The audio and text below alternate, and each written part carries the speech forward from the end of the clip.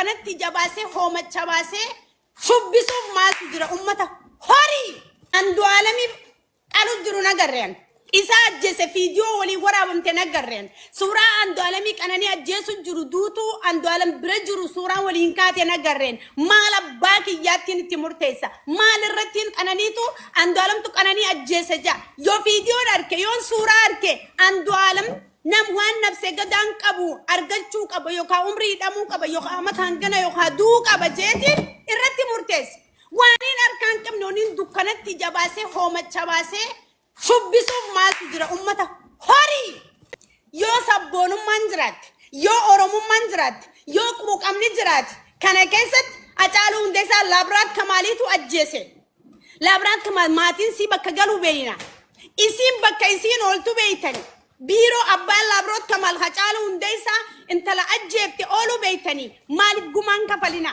Andu'aalam Gosaa deebi'i.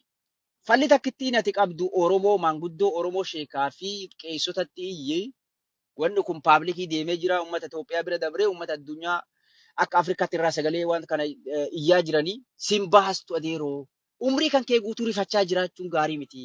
Ignooriin godhini chaansii qabda uummata Oromootii fi maanguddoo Oromoo maatii mucayyoo kanatti boo'i haqa mucayyoo kanaa galchi gumaa baasii nagaan jiraadhu. Akkasitti artistii Oromoo taateetti fuftaa. Hojii kan keetis itti fufta. Oromoon dhiifama namaa godhaa yoo gumaa kaffalte amantee gumaa kaffalte. Gumaa yoo baaste yoo dadhabde Oromoon sirraa baasa jechuudha. Kana gochuu qabdaa jechuudha. Eenyutu amma warri isa faarsaa jiru kun warra kami? Warri isarraa difeendi godhaa jiru kuni sooshaal miidiyaa irratti namoonni Andu'aalam Gosaarraa difeendi godhaa dhugaa fi haqa qananii dhoysaa jiru. Eenyudha? Maaliif? Tokkoof tokko beekamaa duuba. Andu'aalam Gosaa mootummaan akka dheengadda mana murtiiti hidhaa gallakkise hundinuu ni beekna jechuudha. Bilisaan gallakkise. Warri har'a isa deeggaraa jiran dhugaa qananii dhoysuu fi yaalii gochaa jiran kuni deeggartoota undercover duraan agartee Oromoon irratti hin beeyne kan mootummaa deeggaraa jiran kan garuu ol bahanii takkaan dubbatiin namoonni hedduun namoonni gariin kanuma agartee beekamaa faarsitee bultoota beekamtoota kan Oromoolleen beeku kanatu haqa mucayyoo tanaa dhoysuu irra owwaalee bira dabruu barbaadan jechuudha. Faarsitee bultoota mootummaa warra mootummaa deeggaran waan mootummaan jaalatu ni jaalatanii beeka. Mootummaan nama ajjeesee owwaalee yoo gale baga ajjeeftee jedhaniin. Yoo mootummaan lakkii ajjeechaa kana keessaa Andu'aalam harka qaba itti gaafatamuu qaba jedhee silaasoo qaamni mootummaa hidha darbee isa kana wanta godhe dhugaadha jedhanii faarsan. Maaliif mootummaa deeggaranii faarsitee bultoota mootummaati warri Andu'aalam Gosaati sagalee ta'aa jiru diffeen irraa godhaa jiru kuni namoota mootummaa deeggaran akka ta'an beekuun barbaachisaadha jechuudha. Warri irraa falmaa jiran warri haqa mucayyoo tanaa haa bahu haqni mucayyoo kanaa bahuu qabaa. Andu'aalam Gosaa osoo haqni mucayyoo tanaa hin bahin mana hidhaatii bilisaan lakkifamuun sirrii miti warri jechaa jiru namoota haqaa falman namoota mootummaan deeggarre namoota haqarra dhaabbatanii haqa Oromootis falmaa jiran haqa nama kamiitu akka hin banne warra dubbachaa turaniif har'allee itti jiran jechuudha. Walumaa galatti namoota shira mootummaa sanii baree mootummaa saniin deeggarre namoota haqaati, namoota nagayaa, namoota yeroo hedduu rakkoo hawaasatii fi rakkoo nama kamuutu jiddugala godhatee dalaguutu falmaa fi jira. Mucayyoo tanaas sagalee ta'aa jira. Meelaal kaadiroota agartee sooshaal miidiyaa irra beekamtu warra faarsitee bultoota durgoon kaffalamuuf hundi isaanii kan biyya alaatiif kan biyya keessaa hundi isaanii duuba difeend irraa godhan jechuudha. Difeend irraa godhan jechuudha. Difeend irraa godhan jechuudha. Difeend irraa godhan jechuudha. Sila arda asoo haqni mucayyoo sanii kan yakkasan keessaa Andu'aalam Gosaa kan harka hin qabaanne ta'e maatiin mucayyoo kana bifa sanii bifa gaddaatiin akkasi viidiyoo san maxxansee hanga irratti illee humna dhabus ummata isatti silaa hin iyyatu jechuudha. Bifa gaddaatiin waan kana gartee haqni mucayyoo kana akka dhokate, haqni mucayyoo kana akka hin bahin, Andu'aalam Gosaa akka mucayyoo kana ajjeese akkasi bifa saniin gabbahanii hin dubbatan. Bifa gaddaatiin viidiyoo san deebisanii poostii nuuf hin goggodhanii jechuudha. Kana jechuun haqni mucayyoo kana karaa mootummaatiin dhokatee jira jechuudha. Andu'aalam Gosaa ajjeesuu kan mirkaneessu kanuma jechuudha. Kanuma jechuudha maatiin gabbahanii akkanatti bifa kanaan viidiyoo fi gabbahanii dubbachuun Andu'aalam Gosaa mucayyoo ajjeesee mootummaan haqa mucayyoo kanaa dhoksee Andu'aalam Gosaa gadi lakkisuudha jechuudha. Kanaaf murni amma mootummaa deeggartan ka haqa mucayyoo kanaa dhoksisuudhaaf asirraa naqabaa nagadhiisaa xurumbaa bantan nuti haqaaf dubbanna. Andu'aalam Gosaa artistii Oromooti. Akkasiin beeyna. Mucayyoon tunis tan Oromooti. Ta Oromoos yoo ta'uu baatte saba biraatu osoo taate Andu'aalam Gosaa yoo ajjeese haqni isii kan dhokatu taate nuti Oromoon haqaarraan callisnu because haqaaf dubbanna waan ta'eef haqni isii akka bahurra dubbannaa jechuudha. Inni Oromoodha. Oromoo waan ta'eef yoo intala tana ajjeese itti gaafatamummaa hin fudhatu, itti hidhamuu hin qabu, haqa mucayyoo kanaa baasuu hin qabu, gumaa baasuu hin qabu jettanii qabaaf nagadhiisaa warri jettan adabadhaa ta'a.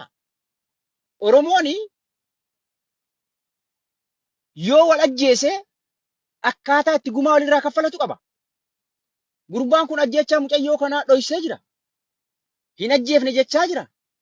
Mootummaan isaati bilisaa deem jedheen. Maatiin mucayyoo kanaa gumaan arganne.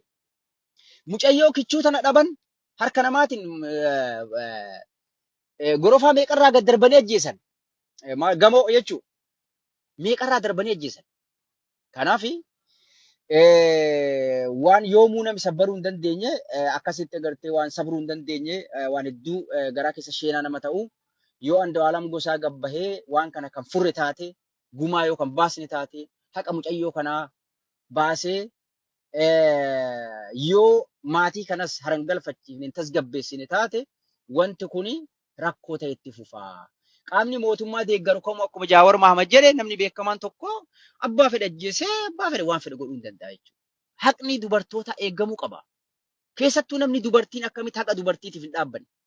Yeroo haqni dubartii tokko dabsamu namni obboleettii qabu, haadha manaa qabu, dhiiras ta'ee dhalas keessattuu shamarran teenya haqni shamara tokkoo yoo badu, yoo dhokatu, haqni sun baga dhokate jettee asirraa qabaa nagadhiisaa jettee shamarran meeqa shamarran Habashaa tana qofatanii agartee dubartummaa isaaniitiin falmachaa jiran. Oromoo jaalataniiti miti. Oromoon jaalatan. Meebii siyaasaaf itti fayyadamuu danda'anii. Meebii waan adda addaatiif itti fayyadamuu danda'anii. Garuu wanni isaan ammatti jechaa jiran daakumantarii garaagaraatiin bifa adda addaatiin wanti isaan sooshaal miidiyaa irra sagalee ittiin tahaa jiran kuni waan sirriidha. Wanti kun silaa shamarran teenyarraa eeggamuu qabdi. Shamarran akka shamarranitti mirga isaaniitiif dhaabbachuu danda'uu qabdi. Hanga silaa haqni mucayyoo kanaa mul'atutti duula geggeessanii akka shamarratti duula shamarranii haqni dubartoota haa eeggamu kan jedhu silaa duula geggeessutu irraa mala malee dhugaa mucayyoo tanaa dabsuudhaaf agoobara Oromoo jalatti Oromoof Oromoodhaa maarree Oromoo wal ajjeesaati dhugaa wal owwaala haqa keessa wal dhorgadhaa jettu jirtu. Oromoo wal ajjeesa gumaa walii kaffala seeraa fi aadaa ofii qaba. Karaa amantiitis akka itti baasu qaba. Karaa aadaatis akka itti baafatu qaba gumaa.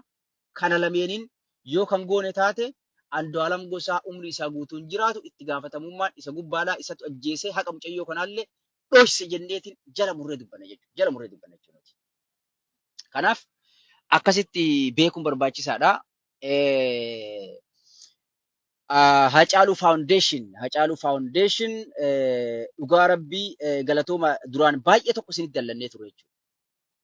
Haqa Hacaaluu barbaanna jecha haqa Qananii Addunyaa dhoksuu taha ture sila. Haqa Qananii Addunyaa dhoksuu taha ture sila jechuudha. Asoo gadi baatanii hatattamaan duraan dogongoraa yoo kan kennitaniif illee ta'e badhaasan irraa haquu baattanii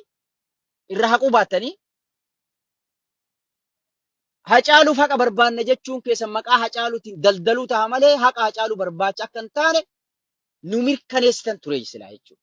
Nu aan akkasii fudhachaa ture. Hay, Hacaaluu Hundeessaa kan jala ajjeesanii haqa isaan argatin.